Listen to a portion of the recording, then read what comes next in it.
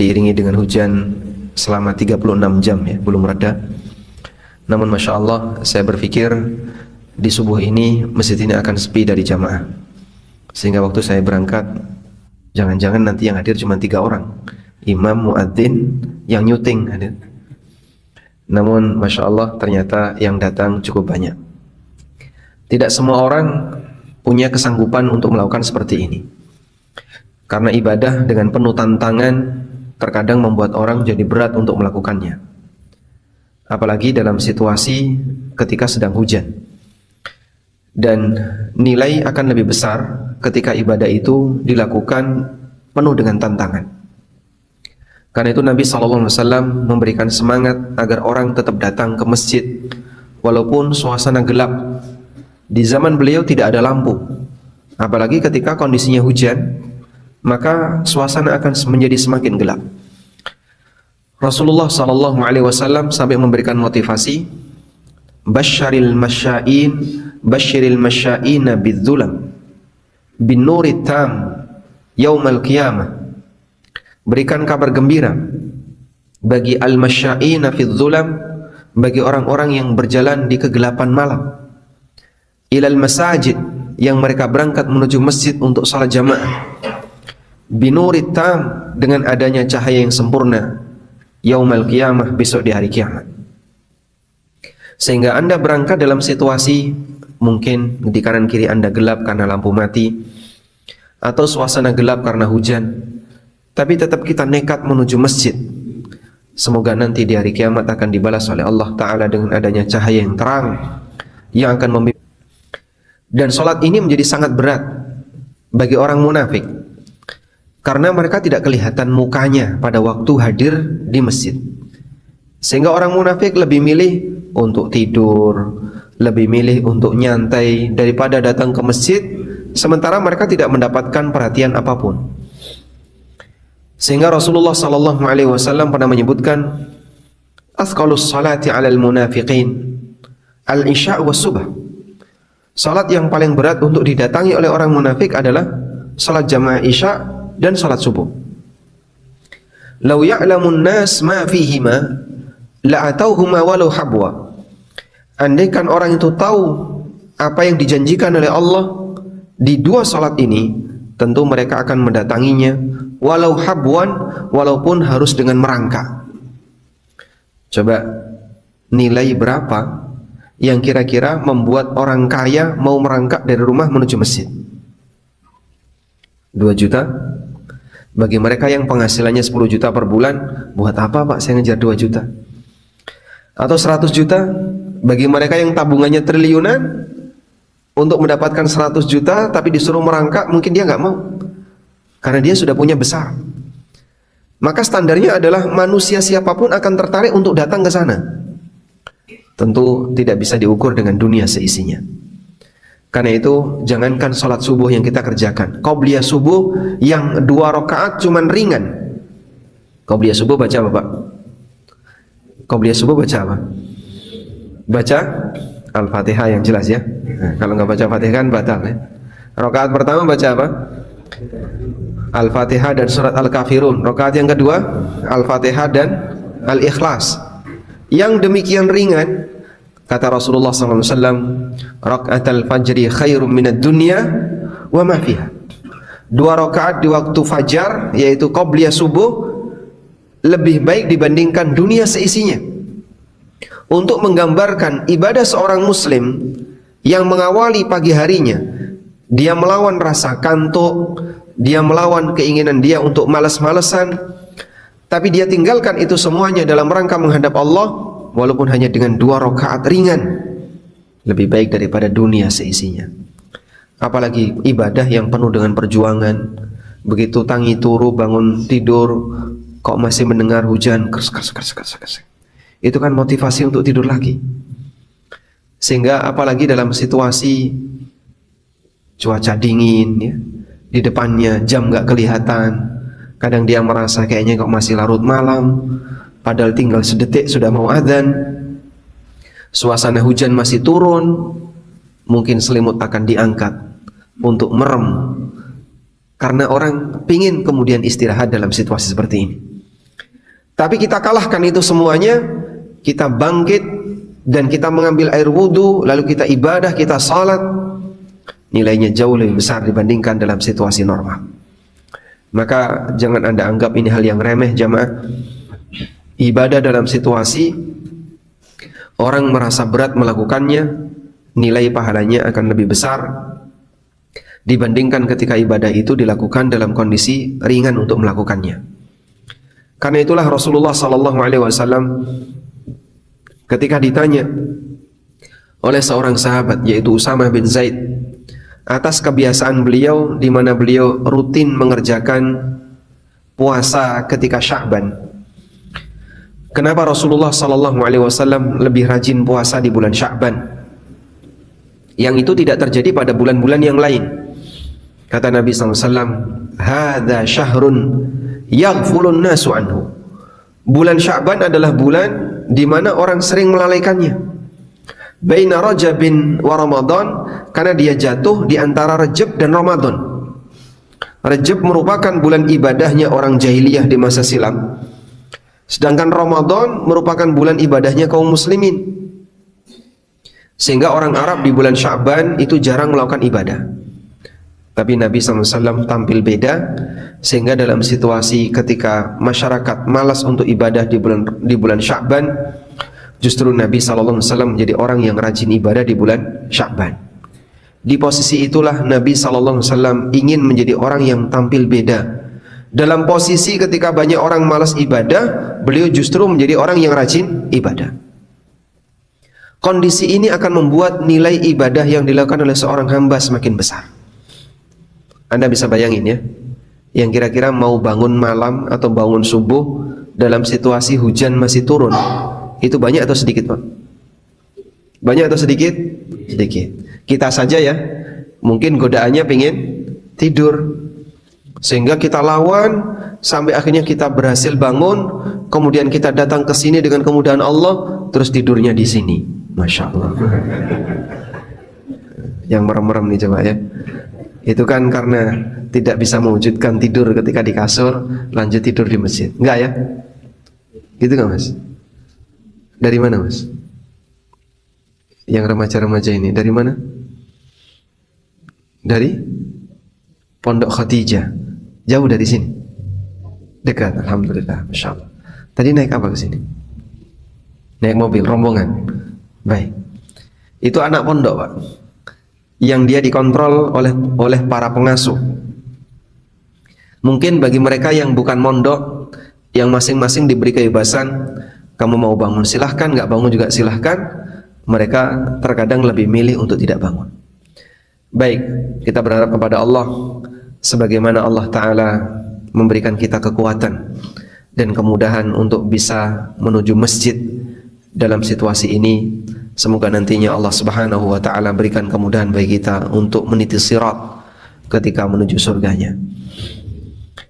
Jamaah dimuliakan Allah Subhanahu wa Ta'ala,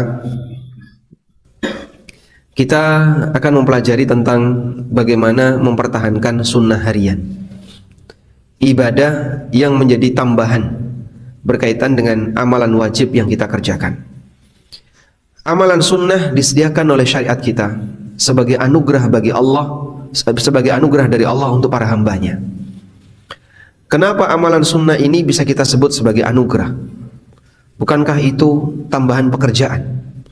Dan tambahan pekerjaan bisa jadi bagi sebagian orang itu berat baginya.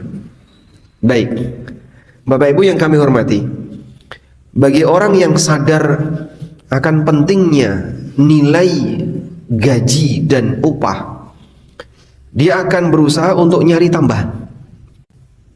Makanya bagi para karyawan pabrik, karyawan perusahaan yang dia ingin mendapatkan tambahan gaji, adanya waktu lembur itu bagi dia menyenangkan. Bahkan kadang nggak ada lembur saja dia berusaha untuk lembur. Bahkan sampai minta, bos ada nggak pekerjaan tambahan? Saya masih banyak waktu nganggur. Karena dia kerja selama 8 jam. 8 jam itu kan berarti sepertiga dari waktu yang dia punya untuk 24 jam yang dimiliki oleh dia. Sehingga sampai ada sebagian orang yang nyari-nyari lembur, nyari-nyari pekerjaan tambahan. Bahkan ketika dia sudah pensiun, dia nyari pekerjaan tambahan nggak Pak? Nyari.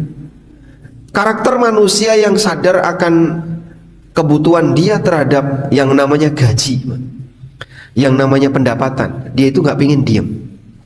Sehingga walaupun dia kosong, dia pingin ini barangkali bisa saya manfaatkan untuk kerja. Sebab manusia yang dia tahu kerja itu penting, atau dia tahu bahasanya gaji tambahan itu penting, dia banyak sekali ya karyawan pabrik misalnya, dia kerja 8 jam, jam pulang jam 5. Itu dia minta ke atasannya, ada nggak jam lembur? Saya masih punya waktu kosong. Saya nggak apa-apa pulang telat, karena di rumah juga nggak ada kerjaan. Paling-paling nanti sampai rumah istri dan anak-anak sudah tidur. Jadi saya nggak apa-apa kalau pulang di rumah sampai jam 8 malam. Saya sampai rumah sampai jam 9 nggak apa-apa. Saya masih kuat untuk kerja. Itu seorang karyawan yang dia ingin tambahan pendapatan. Ada orang yang sudah dipensiunkan, Bapak, usia Bapak sudah mencapai 58 tahun, maka Bapak sudah harus pensiun, sudah tidak produktif. Kita mau ganti yang lebih muda. Kadang ketika dia dipensiunkan, nganggur, itu sedih Pak. Sampai ada orang yang sindrom ya. Ketika pensiun dia mengalami sindrom, kenapa? Yang dulunya sibuk, punya aktivitas, begitu pensiun, nganggur, malu sama yang lain. Nah saya harus ngapain? Akhirnya minta tambahan waktu untuk kerja. Dan sebagian orang merasa bangga, di usia 60 masih dipakai, bahkan di usia 70 masih dipakai karena nggak ada masa pensiun. Dia merasa bangga. Beberapa dosen itu dia merasa bangga karena pensiunan dosen kan lebih panjang ya, atau masa purnanya itu lebih panjang. Usia berapa kalau dosen? 65. Padahal kalau karyawan biasa 50 sekian tahun. 65 dosen masih kerja. Kalau profesor sampai 70, ada tambahan lagi. Sehingga perjuangan dia untuk sampai jadi profesor dikasih tambahan 5 tahun. Masya Allah. Itu manusia dalam urusan ngejar dunia. Ketika seorang hamba dia ingin ngejar akhirat, dia akan berusaha untuk mencari tambahan sebanyak-banyaknya. Mungkin ketika dia hidup dia nggak sadar kalau nilai pahala yang saat ini dia perjuangkan, barangkali dia merasa kayak sudah cukuplah sampai di sini saja. Ternyata di depannya dia masih butuh lebih banyak lagi. Karena itu Allah gambarkan, yaqulu ya laitani qaddamtu li hayati. Yaqulu ya laitani qaddamtu li hayati. Dia mengatakan, andaikan dulu saya memanfaatkan dengan maksimal qaddamtu li hayati, aku memanfaatkan dengan maksimal li hayati untuk kehidupanku ini. Kehidupanku ini yang dimaksud kehidupan apa? Kehidupan akhirat. Ya laitani qaddamtu li hayati, andaikan dulu saya persiapkan untuk kehidupanku ini. Maksudnya adalah kehidupan akhirat. Sehingga dia menyadari kehidupan yang sejatinya adalah kehidupanku ini maksudnya adalah akhirat. Yang sekarang mungkin banyak orang yang sadar.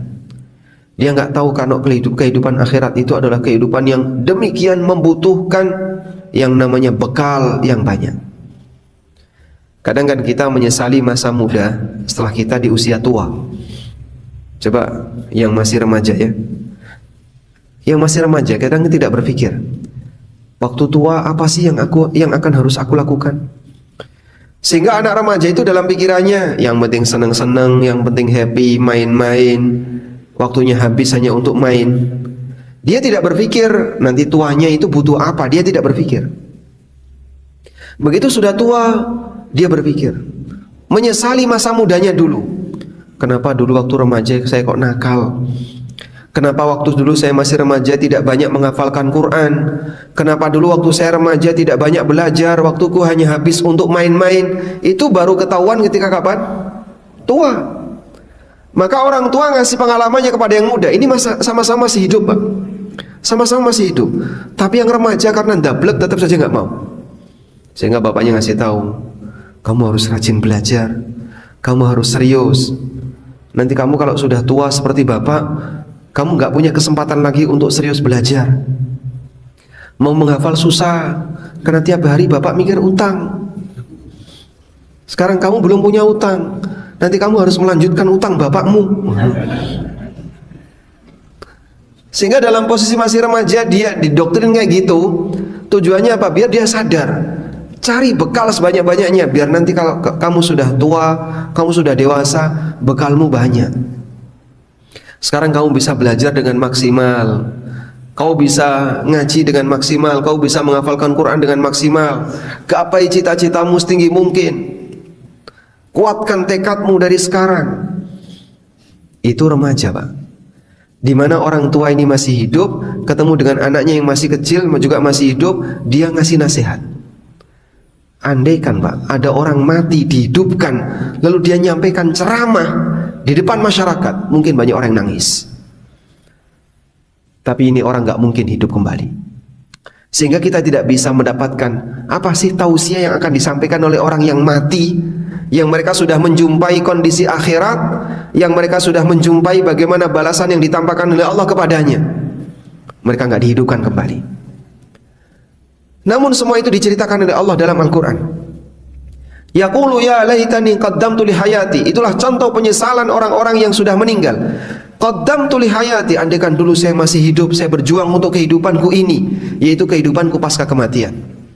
Kita baca ayat itu, tapi mungkin iman kita nggak begitu kuat, sehingga pada waktu kita membaca ayat itu, bagi kita santai saja. Seperti anak remaja yang dikasih nasihat sama orang tuanya, kowe iki wis tak kandhani bolak-balik ya kesek ndablek kaya ngene. Nanti kamu kalau sudah tua, tantangan hidupmu kayak gini, kayak gini, kayak gini. Itu orangnya masih hidup bisa ngasih nasihat. Dan kita kan nggak pernah dapat nasihat dari orang mati, Pak. Anda datang ke kuburan, Simba, tolong dong berbagi pengalaman. Jenengan di sana dapat apa? Sharing pengalaman. Jenengan dapat apa? Bisa nggak dia ngomong? Nggak bisa. Padahal bisa jadi dia itu nyeselnya luar biasa. Andaikan dia bisa hidup ngandani sampean, nangis sampean, Pak. Karena dia sudah tahu kondisi asli yang ada di akhirat. Tapi kita nggak dapat itu, Pak. Rasulullah SAW dapat wahyu, dan beliau ditampakkan dan mengatakan, laula tanawubukum fil janais. Andaikan bukan karena kalian harus mengantarkan jenazah, maka saya mau berdoa kepada Allah agar Allah memperdengarkan kalian, memperdengarkan kepada kalian bagaimana suara penghuni kubur. Andaikan kita bisa mendengar, mungkin kita nggak bisa tidur, mungkin kita nggak doyan untuk makan, mungkin hidup kita penuh dengan ketakutan. Teriakan di mana-mana, yang sini minta tolong, yang sini teriak karena dihukum, yang sini teriak karena dipentong oleh malaikat. Teriakan di mana-mana. Situasi sangat mencengangkan, mungkin kita nggak bisa apa-apa. Tapi Nabi SAW karena mentalnya sangat kuat, walaupun beliau mendengarkan teriakan-teriakan penghuni kubur yang jumlahnya sangat banyak, tapi Rasulullah SAW tetap bisa bertahan. Karena beliau seorang Nabi yang mentalnya berbeda dengan orang biasa. Baik, dari itu semuanya kita sebenarnya sudah mendapatkan penjelasan dari wahyu yang dimaksud adalah Al-Quran maupun hadis akan ahwalu yaumil qiyamah, akan ngerinya kondisi di hari kiamat, yang sampai dikatakan oleh Nabi SAW ketika beliau melihat neraka, ditampakkan kepada beliau neraka, lalu beliau mengatakan, fama ra'aitu mandaran afdha'a minha, belum pernah aku melihat pemandangan yang lebih mengerikan dibandingkan neraka. Ta'kulu ba'duha ba'dan, neraka satu dengan neraka yang lain saling memakan. Itu karena belum ada bahan bakarnya yang berupa manusia. Kata Allah Ta'ala, waquduhan nas wal hijarah. Padahal neraka begitu dikasih manusia nyemplung, langsung dimakan oleh apinya. Baik, maka kita butuh bekal yang banyak jamaah. Walaupun tidak ada orang mati yang menasihati kita, tapi Al-Quran telah berikan nasihat kepada kita untuk persiapan pada hari di mana yauma la yanfa'u malun wala banun illa man atallaha biqalbin salim. Pada hari tidak ada manfaat harta dan anak kecuali mereka yang datang kepada Allah dengan hati yang pasrah. Dan hati seorang hamba yang pasrah, dia persiapan untuk menghadapi hari yang di situ tidak bisa beramal tapi isinya hisab. Itulah hari akhirat. Baik. Dalam situasi seperti itu, Allah sediakan bagi kita amal sunnah. Apa fungsi amal sunnah tadi, Pak? Untuk nambahi kekurangan yang kita lakukan pada waktu amal wajib, plus nambahi pahala yang kita inginkan dengan jenis-jenis amal sesuai yang kita inginkan. Dari amal sunnah, bahwa amal sunnah ini berfungsi untuk nambali kekurangan pada amal wajib, sebagaimana yang disabdakan oleh Nabi SAW. Apabila seorang hamba besok di hari kiamat dihisab oleh Allah, maka yang pertama kali dihisab adalah salatnya. Kalau salatnya sempurna, maka dia dapat pahala yang sempurna. Wa illa, jika salatnya tidak sempurna, faqila lil malaika, maka malaikat ditanya, hal lahu min tatawwu. Coba lihat, dia punya amal sunnah enggak? Dia punya salat sunnah enggak? Kalau dia punya salat sunnah, maka salat sunnahnya tadi digunakan untuk nambali amal wajib yang kurang pada dirinya. Lalu kata Nabi SAW, wa hakadha sairu amalihi, demikianlah cara hisab yang ditentukan, yang dilakukan oleh Allah untuk seluruh amalnya. Di mana amal wajib yang kurang ditambali dengan amal sunnah, maka salat wajib yang kurang ditambali dengan salat sunnah, puasa wajib yang kurang ditambali dengan puasa sunnah, sedekah wajib yang kurang nilainya, kurang semangatnya, kurang ikhlasnya, ditambali dengan pahala sedekah sunnah. Sedekah wajib itu apa? Zakat. Demikian pula amal-amal wajib yang lainnya. Seluruh amal wajib yang kurang ditambali dengan amal sunnah. Jadi jamaah, bagian dari amal sunnah ini sangat berfungsi karena seorang hamba butuh untuk menutupi kekurangan dia ketika melaksanakan amal wajib. Saya mau tanya, Bapak Ibu, selesai sholat subuh, ada nggak di antara Anda yang merasa yakin bahwa sholat subuhnya telah sempurna? Angkat tangan. Yang merasa yakin sholat subuhnya sudah sempurna, boleh pulang duluan. Kita nggak yakin kalau sholat subuh kita sudah sempurna, sehingga kita tahu dalam melaksanakan kewajiban kita itu banyak kekurangan. Iya Pak, saya tadi waktu sholat subuh itu kepikiran terus. Mikir apa Pak? Saya mikir, udan ini ya, po bakulku tak payu, tutulanku apa ya payu. Nah, karena dia mikir seperti itu, sehingga saat dia sholat subuh, fisiknya di masjid tapi batinnya di pasar. Fisiknya di masjid tapi hatinya ada di tempat yang lain. Selalu kepikiran, kayaknya kok nggak mungkin. Saya itu, itulah manusia. Baik. Demikian pula jamaah, ketika orang melakukan ibadah-ibadah yang lain, yang namanya puasa Pak, puasa kemudian orang berpuasa 100% sempurna, bisa nggak Pak? Hampir nggak bisa. Kita kalau puasa banyak sekali gagal, entah melalui dosa mata, entah melalui dosa perasaan, dosa lisan, gerenengan, ngerasani orang. Itulah suasana puasa yang kita lakukan. Sehingga pada saat kita berpuasa ada banyak sekali kekurangan yang kita lakukan. Dalam hal semacam ini, maka amal sunnah berfungsi untuk nambali kekurangan-kekurangan itu. Ini manfaat amal sunnah yang pertama. Manfaat yang kedua dari amal sunnah yang kita kerjakan, amal sunnah ini akan mengalirkan pahala walaupun kita tidak bisa melakukannya disebabkan karena uzur. Disebutkan dalam hadis yang sahih, Nabi SAW pernah bersabda, "Idza maridal 'abdu aw safara, kutiba lahu ma kana muqiman sahiha." Ketika seorang hamba itu sakit atau dia safar, maka akan dicatat untuknya maka muqiman sahiha, amalan sebagaimana kebiasaan dia ketika dia mukim, tidak safar, dan ketika dia dalam kondisi sehat. Ada orang yang mukim, ketika dia mukim, dia rajin sholat rawatib, dia rajin datang ke masjid untuk sholat 5 waktu berjamaah. Namun karena kendala dia safar, Pak, karena saya safar, saya nggak bisa sholat rawatib. Pas adzan saya masih di perjalanan, di atas tol, nyari rest area masih jauh.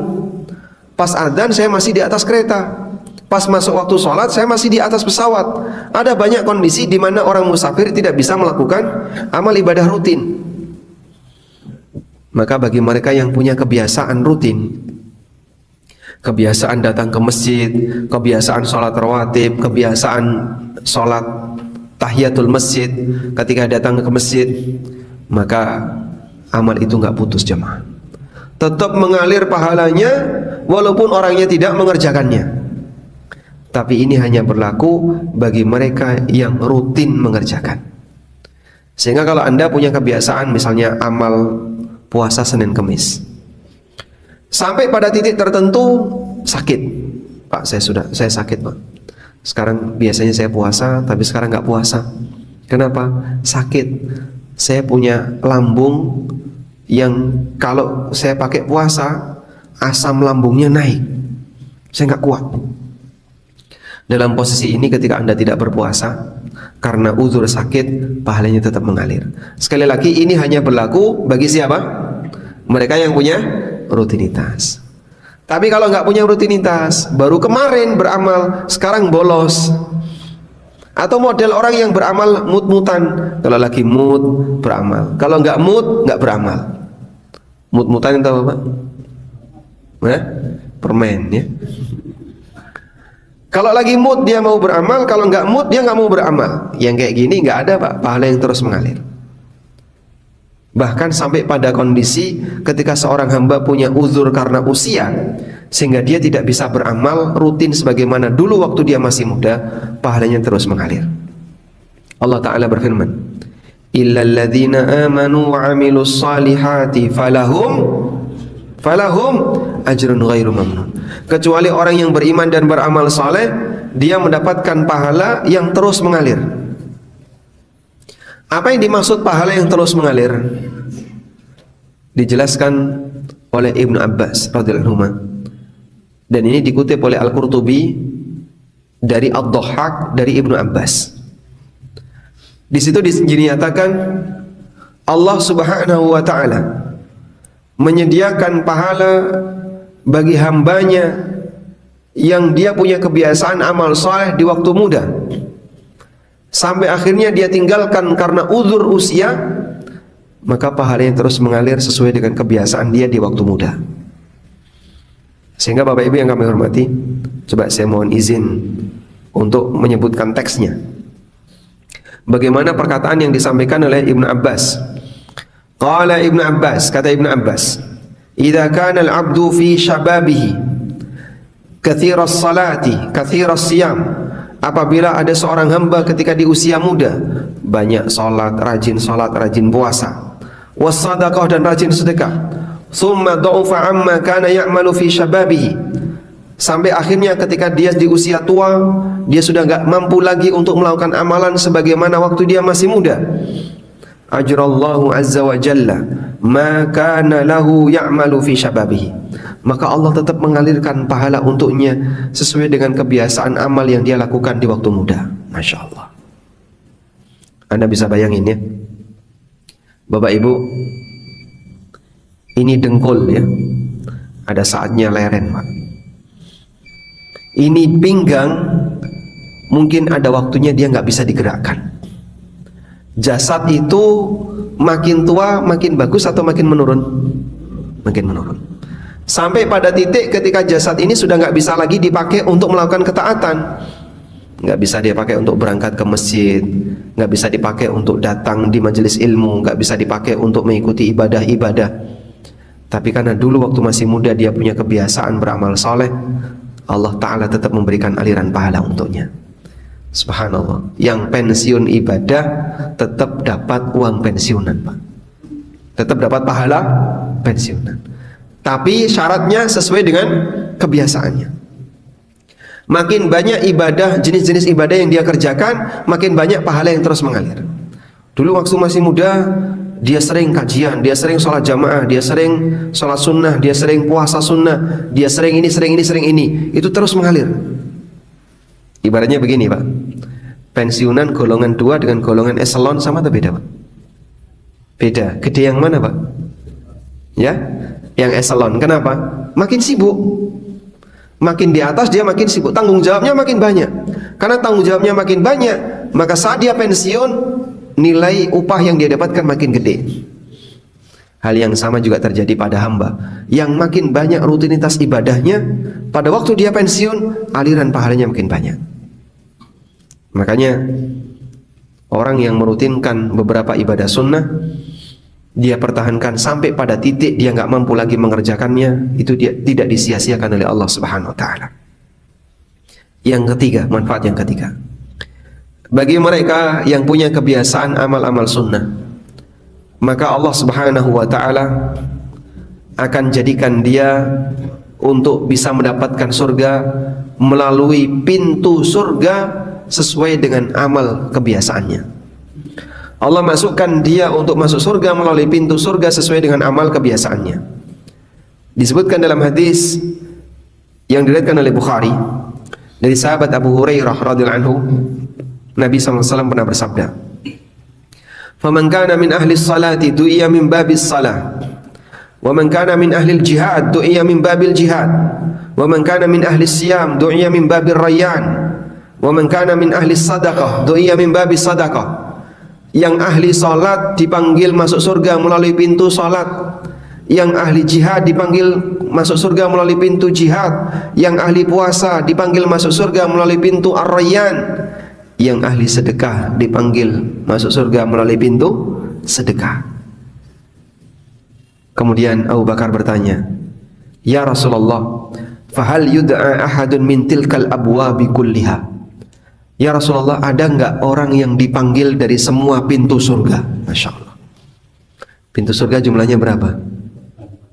8. Ada enggak orang yang dia dipanggil dari semua pintu surga? Jadi ini orang dirindukan oleh surga, sehingga dia dipanggil dari seluruh pintu surga. Jawab Nabi SAW, "Na'am, wa arju an takuna minhum." Betul wahai Abu Bakar, dan aku berharap kaulah orangnya. Masya Allah. Sekarang coba kita tanya pada diri kita masing-masing. Kita apakah sudah layak disebut sebagai ahli salat? Apakah kita sudah layak disebut sebagai ahli sedekah? Apakah kita sudah layak disebut sebagai ahli puasa? Ahli jihad? Kita nggak punya amal ini ya. Amal apa yang kita sudah layak untuk disebut sebagai ahlinya? Sehingga saking rutinnya sampai orang mengenal kita, dia ahli titik-titik. Pak, kayaknya kok saya merasa belum ada, Pak. Kalau kita merasa belum ada, berpikirlah, saya mau dipanggil masuk surga melalui pintu yang mana? Ada nggak Pak pintu yang lain Pak? Apa? Ahlun naum itu ada nggak Pak? Ahli tidur? Tidak ada Mas.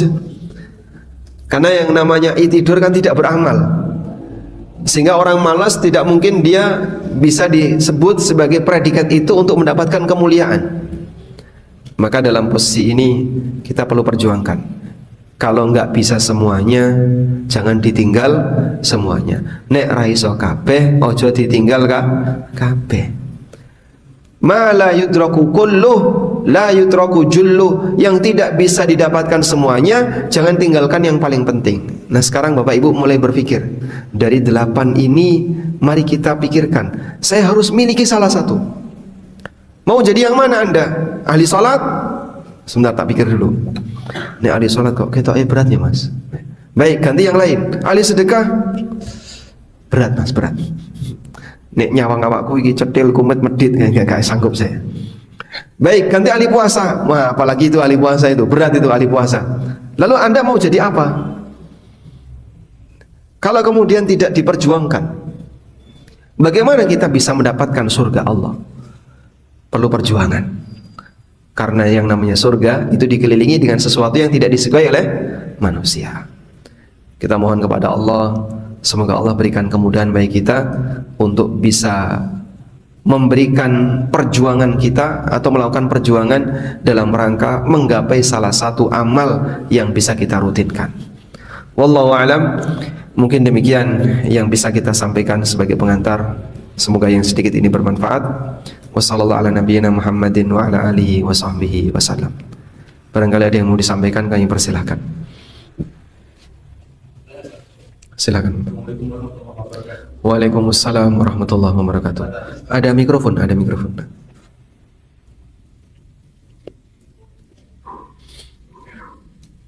Tadi tersebut jika kami bicara dengan soal ceritanya, seperti ada kajian yang mengatakan bahwa hubungan itu setiap kali bertiap 5 hari. Saya bilang sendiri, di sana kamulah, kemudian Dia bilang apa? Lihat sendiri. tidak sekali saat ada kajian yang menunjukkan bahwa hubungan itu setiap harinya bertiap 5 hari. Dan pertama dalam keadaan sendirian, kemudian tanpa alas, kemudian di sana ada ular dan ada 2 malaikat yang akan menanyakan. Yang saya tanyakan, mungkin kita bisa menyampaikan apa itu hadis atau bukan. Terima kasih. Waalaikumsalam warahmatullahi wabarakatuh. Dalam sehari ahli kubur berteriak 5 kali. Kuburannya bukan ahli kuburnya. Kuburannya berteriak, saya gelap, penuh dengan ular. Kemudian apa lagi? Tanpa alas, sempit, ada malaikat mungkar dan nakir. Wallahu alam, saya nggak tahu. Saya belum pernah mendengar yang seperti ini. Kalau kemudian penghuni kubur itu berteriak karena dipukul oleh malaikat, itu hadis sahih riwayat Muslim. Kalau kemudian Nabi SAW pernah menawarkan kepada para sahabat, andaikan bukan karena kalian mengantarkan jenazah, saya mau doakan agar Allah memperdengarkan suara penduduk kuburan, suara ahli kubur kepada kalian, itu hadis sahih. Tapi kalau kuburan berteriak 5 kali dengan mengatakan, aku gelap, aku penuh dengan ular, aku sempit, wallahu alam, saya nggak tahu. Mungkin bisa ditanya kepada yang menyampaikan pengajian, minta tolong teks hadisnya, barangkali nanti bisa saya sampaikan dalam ceramah yang lain. Setidaknya ini menjadi pengingat bagi kita bahwa di alam kubur itu sangat mengerikan. Namun sekalipun demikian, kita sadar bahwasanya suasana alam kubur memang mengerikan. Penghuni kubur itu disempitkan. Sampai kata Nabi SAW, hatta takhtalifa adla'uhu, sampai tulang-tulangnya itu berserakan. Sekarang tulang rusuk kita Pak rapi berada di kanan kiri Pak. Dan saat Anda tekan, ini tetap bertahan. Sehingga orang ketika dalam posisi masih hidup, dia tidak mendapatkan tekanan fisik yang kuat, tulangnya bertahan. Di alam kubur, manusia disempitkan kuburannya hatta takhtalifa adla'uhu, sebagaimana dalam hadis dari Al-Barra bin Azib, sampai tulang-tulangnya itu berserakan. Entah mungkin tangan jadi pindah ke sana, mungkin tulang kaki pindah ke atas, karena diremuk sesuai dengan apa yang Allah kehendaki. Apa yang bisa kita bayangin kalau kita jadi seperti itu? Maka betapa mengerikannya kondisi di alam kubur. Dan saya sarankan ada satu buku yang mungkin bisa kita jadikan sebagai pengingat. Buku itu judulnya At-Tadhkirah, ditulis oleh Al-Qurtubi dan sudah diterjemahkan ke dalam bahasa Indonesia. Cuman saya lupa judul bahasa Indonesianya ya. Dan isi buku itu menjadi pengingat bagi orang yang membacanya tentang kehidupan pasca kematian. Ada apa di sana? Sehingga membuat orang jadi ingat dengan kehidupan itu agar dia lebih persiapan. Wallahu alam. Dan buku-buku seperti ini penting untuk sesekali kita baca agar kita memiliki hati yang punya rasa takut kepada Allah Subhanahu wa taala. Nah, silakan. Amalan sunnah, terutama salat sunnah selain idul adha, kemudian salat tarawih, adakah salat sunnah yang bisa dilakukan setiap saat, namanya salat apa? Adakah salat sunnah yang bisa dilakukan setiap saat selain duha, tahajud, salat rawatib, tahiyatul masjid? Salat sunnah itu banyak sekali ragamnya. Dan mungkin saya sarankan Bapak Ibu punya buku judulnya Kumpulan Salat Sunnah karya Dr. Sa'id bin Wahab Al-Qahtani. Dr. Sa'id bin Wahab Al-Qahtani Judul bukunya Kumpulan Sholat Sunnah. Penting bagi setiap keluarga punya buku ini, ditaruh di perpustakaan keluarga, sehingga kalau bisa di masing-masing rumah punya buku wajib bagi keluarga muslim. Contohnya Riyadhus Shalihin, Bulughul Maram, itu buku wajib ya. Kemudian Hisnul Muslim, kumpulan doa-doa sehari semalam berasal dari Al-Quran dan Sunnah. Termasuk misalnya buku tentang kumpulan sholat-sholat sunnah sepanjang masa. Ini buku wajib yang harus ada di setiap rak buku muslim, rak buku keluarga muslim. Biar nanti kalau anak kita lagi buka-buka, atau ibu-ibu misalnya cari Tupperware kok nemu buku, alhamdulillah. Nah, nanti bisa baca buku itu. Nah, kalau Anda bertanya, apa sholat sunnah yang bisa kita kerjakan setiap saat? Setiap saat itu berarti tidak mengenal waktu ya. Misalnya, Pak, sholatnya tidak di malam hari, tidak di siang hari. Wah, kapan itu kalau tidak di malam hari, tidak di siang hari? Atau misalnya sholatnya tidak di waktu duha, tidak di waktu tahajud. Misalnya setelah duhur sampai asar, ada nggak sholat sunnah Pak? Selain ba'diyah duhur? Tidak ada ya, karena ini memang waktu istirahat. Tapi kalau misalnya saya mau sholat di waktu itu, sholat sunnah apa?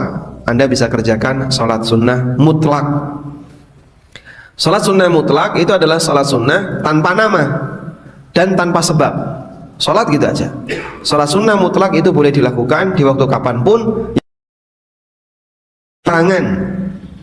Tidak di waktu larangan itu kapan Pak?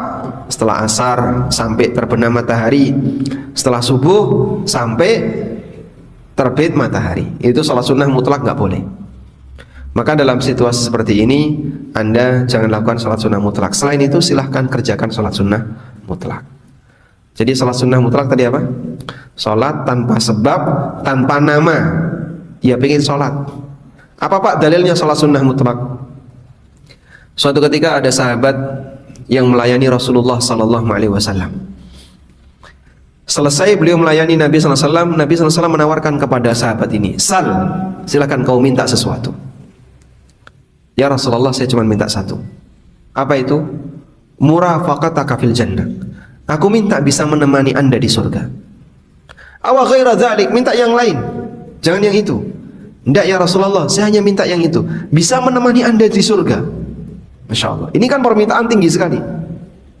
Kemudian Nabi SAW mengatakan, "Fa'inni ala dzalika bikathratis sujud." Kalau begitu, bantu diriku untuk mewujudkan permohonanmu dengan memperbanyak sujud.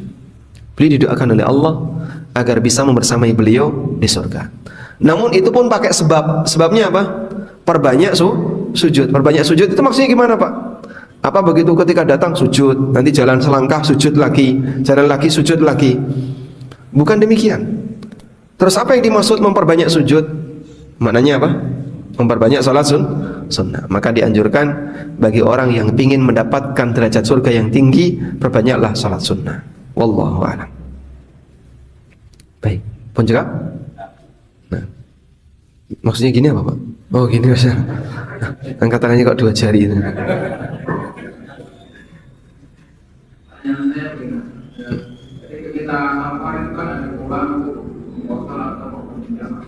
Ketika safar ada kemudahan qashar.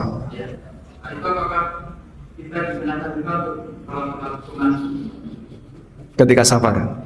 Nah. Oh, maksudnya 2 pertanyaan gini tuh ya. Yang kedua itu berapa lama kita sebagai musafir? Baik. Ketika kita safar, apakah kita juga disyariatkan untuk melakukan salat sunnah? Jawabannya iya. Jadi dalam kondisi apapun manusia itu disyariatkan untuk salat. Kalau safar Pak, ya, apakah safar menghalangi orang untuk salat? Tidak, karena kamu safar kamu nggak boleh salat. Apakah gitu? Tidak. Namun ketika safar ada sunnah yang ditinggalkan, yaitu rawatib. Sehingga pada waktu safar, salat rawatib baik qobliyah maupun ba'diyah, sunnahnya ditinggalkan. Tapi beralih pada sunnah yang lain. Terus sunnah ketika safar apa? Anda bisa salat duha, bisa tahajud, bisa salat-salat sunnah yang lain, silahkan. Tapi untuk rawatib tidak dikerjakan. Nabi SAW ketika beliau sedang safar. Orang safar di masa silam itu kan berada di atas onta atau keledai, dan rata-rata yang dipakai ini, kalau nggak onta, keledai. Kuda itu jarang, karena kuda itu larinya terlalu cepat, sehingga nunggang kuda dengan kecepatan tinggi lari begitu, orang nggak kuat lama, capek. Tapi kalau onta nyantai ya. Sehingga gelino gini sambil goyang-goyang ya, meskipun tidak lebih nyaman dibandingkan kendaraan kita, Pak, tapi Masya Allah, seperti itulah orang masa silam.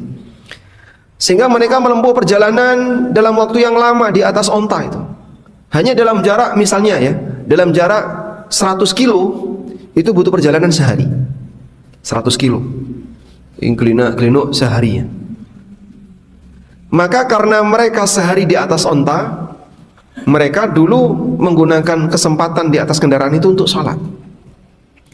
Sebagaimana disebutkan dalam hadis riwayat Bukhari Muslim, kana Nabi sallallahu alaihi wasallam yusalli ala rahilatihi haitsu tawajjahat. Nabi sallallahu alaihi wasallam beliau salat di atas kendaraan beliau sesuai dengan arah kendaraannya. Sehingga pada waktu berada di atas kendaraan Nabi sallallahu alaihi wasallam itu waktunya habis untuk salat. Salat apa, Pak? Salat sunnah. Sehingga beliau banyak salat sunnah di atas onta. Karena begini, ketika berada di atas kendaraan, di atas onta, itu kan ontanya nggak mungkin tersesat. Kenapa? Dikasih tali ya, nyambung dengan onta depannya sampai onta terdepan. Nah, onta terdepan itu yang dituntun, sehingga nanti gantian nuntun tuh yang terdepan, nuntun belok kanan belok kiri nyari jalan. Sedangkan yang di belakangnya cuma ngikuti saja. Maka mereka yang naik onta di belakang seperti penumpang yang sudah kendaraannya dikendalikan oleh driver, oleh supir. Dalam posisi ini beliau banyak sholat sunnah. Coba kita kalau melakukan perjalanan dari Jogja menuju Jakarta naik bis, di atas bis waktu kita habis untuk apa? 1. Nyemil, 2. Tidur, 3. Main game, 4. Buka Facebook, 5. Buka YouTube, 6. Buka marketplace. Rata-rata itu. Kalau nggak ngobrol, apalagi kalau pikniknya bareng dengan teman-teman, wah, Masya Allah, isinya cuma guyon aja. Seisi bis itu isinya guyon. Betul kayak gitu ya. Jadi jarang kemudian kita manfaatkan untuk berzikir, jarang kita manfaatkan untuk sholat, karena teman kita banyak. Jamaah umroh, kalau mereka naik pesawat Jakarta Jeddah, Jakarta Madinah 9 jam, kalau di depannya ada TV, sudah, Pak. Di depannya ada hiburan TV. Yang dilakukan apa? Nonton TV, nonton film. Andai kan tidak dikasih peringatan, ayo sholat, baca Quran, zikir, ibadah, mereka pasti akan habis waktunya nonton film. Kalau enggak, merem, tidur. Padahal 9 jam itu ya terbuang sia-sia hanya untuk itu. Meskipun kadang kita kasih motivasi, kalau Anda pengen mendarat dalam kondisi sehat, gunakan untuk istirahat. Jangan melek terus. Pak, saya raiso turu ya Pak, melek terus, Masya Allah. Ini kasihan, jangan minum antimu. Kalau enggak tambah CTM, turu dia. Biar nanti ketika mendarat sehat. Namun sholat yang dilakukan oleh dulu orang-orang soleh masa silam ketika berada di atas kendaraan, mereka rajin ibadah, rajin sholat sepanjang di atas kendaraan. Baik, yang kedua, batasan safar itu berapa lama dan berapa jauh waktunya, berapa jauh jaraknya? Minimal 80. Kalau kurang dari 80 kilo, maka dikembalikan kepada urf yang berlaku di masyarakat. Kalau perjalanan safar itu kurang dari 80 kilo, dikembalikan kepada apa? Urf. Urf itu apa? Anggapan masyarakat, kebiasaan masyarakat. Contoh ya, wong Sleman ke Salaman, Salaman Magelang, jaraknya berapa? Sleman Salaman berapa? 30 kilo. Tapi karena sudah beda provinsi, Sleman dengan Salaman beda provinsi, jaraknya cuma 30 kilo. Menurut orang di sini, ke Salaman itu safar nggak? Safar nggak? Tidak atau safar? Tidak. Ada yang mengatakan, oh itu sudah safar Pak, karena kita ke Magelang. Sleman Magelang cuman keletan kali kerasa, nyebrang kali musafir. Nah seperti ini kembali kepada urf. Kembali kepada urf itu artinya apa yang dianggap oleh masyarakat. Kita punya pemahaman begini ya, Saya berada di Sleman sebelah timur. Nek neng Klaten sampai Prambanan dan seterusnya, itu bukan safar. Sehingga nggak ada istilah kok sampai Prambanan jamak kosor, itu nggak ada. Tapi kalau sampai Delanggu, safar. Kemana? Ke Delanggu, itu musafir sudah. Apalagi ke Solo. Sleman Solo berapa jarak? 60-an. Nah itu kembali kepada uruf. Kalau uruf mengatakan ini sudah musafir, baik silakan jamak kosor. Jadi dikembalikan kepada anggapan masyarakat, walaupun tidak sampai 80 kilo. Kalau mengenai waktunya, berapa lama kita berada di luar disebut musafir. Wallahu a'lam, pendapat yang lebih kuat tidak ada batas sampai pada posisi kita sudah meninggalkan tempat asal. Dia sudah pindah, Pak. Nah, itu baru disebut mukim. Kalau baru 10 hari, 20 hari, jamaah haji itu 40 hari. Di kota suci selama 38, 2 hari untuk perjalanan. Selama 35 hari ke atas, mereka itu musafir. Maka jamaah haji masuk kategori safar walaupun dalam waktu yang lama. Wallahu a'lam. Baik, mungkin itu yang bisa kita sampaikan, semoga bermanfaat. Allahumma anfa'na bima 'allamtana wa 'allimna ma yanfa'una warzuqna ilma. Wa sallallahu ala nabiyyina Muhammadin wa ala alihi wa sahbihi wa sallam. Wa akhiru da'wana alhamdulillahi rabbil alamin. Wassalamualaikum warahmatullahi wabarakatuh.